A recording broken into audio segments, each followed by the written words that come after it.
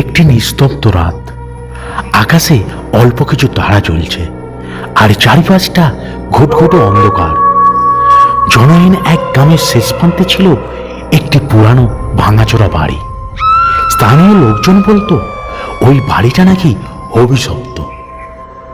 কিছুদিন আগে রাহুল তার বন্ধুর সাথে ওই বাড়িটায় থাকার সিদ্ধান্ত নিল।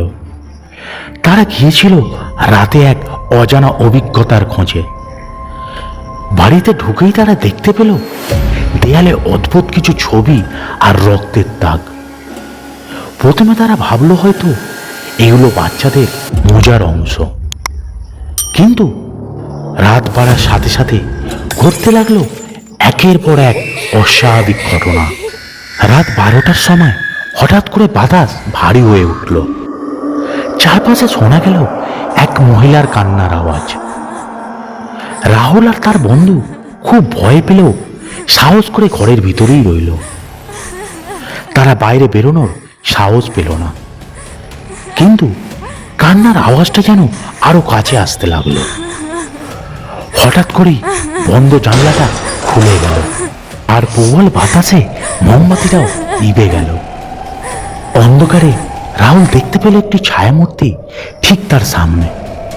মূর্তিটা ধীরে ধীরে তার দিকে এগিয়ে আসতে লাগলো। তার চোখ দুটো আগুনের মতো জ্বলছিল আর মুখে ছিল একটি ভীষণ ভৌতিক হাসি। রাহুলের বন্ধু চিৎকার করে দৌড়াতে গিয়ে পড়ে গেল, আর রাহুল তখনই বুঝতে পারল এই বাড়িতে তাদের বেঁচে থাকা মুশকিল।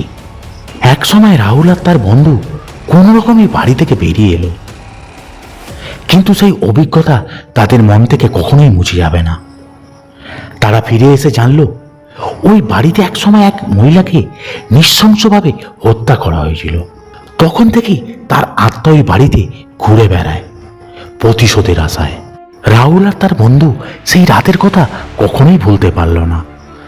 তারা সবাইকে সাবধান করলো যে কেউ যেন ওই অভিশপ্ত বাড়ির কাছে না যায়। সেই বাড়ি আজও নিঃশব্দে দাঁড়িয়ে আছে, মনে করিয়ে দেওয়ার জন্য যে সবকিছু চোখে দেখা যায় না, কিছু ভয়াবহতা লুকিয়ে থাকে অন্ধকারে। ভিডিওটিকে দেখার জন্য ধন্যবাদ।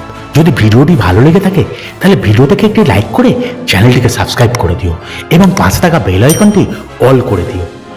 তাহলে পরবর্তী ভিডিও আপলোড করার সাথে সাথে সবার আগে ভিডিওর নোটিফিকেশন তোমার কাছে পৌঁছাবে।